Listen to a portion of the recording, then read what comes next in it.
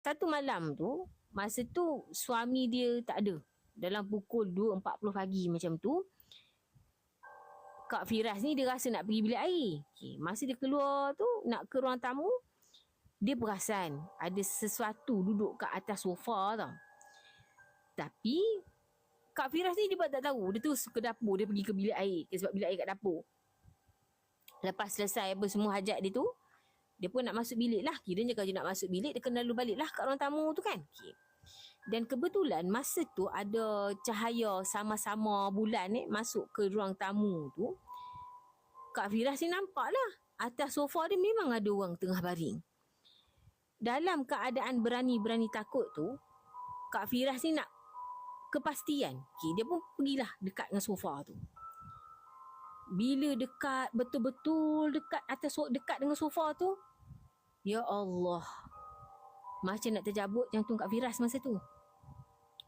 Bila apa yang dia sangka tu sebenarnya hanyalah ilusi, tapi sebenarnya bukan.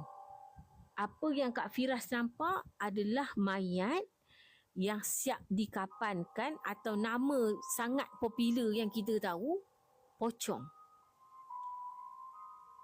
Lebih yang menyeramkan Kak Firas masa tu, yang terketar-ketar tu, pocong tu boleh bangun, dalam keadaan dia baring, pocong tu bangun, duduk, mata dia merah, pandang tepat kepada Kak Firas kita ni.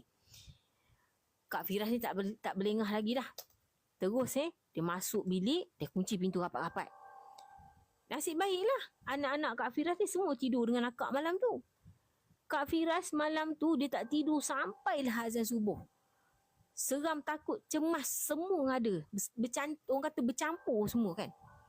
Tapi, yelah, diorang kena juga tinggal dekat rumah tu. Seram ke tak seram ke, sebab susah nak cari rumah sewa.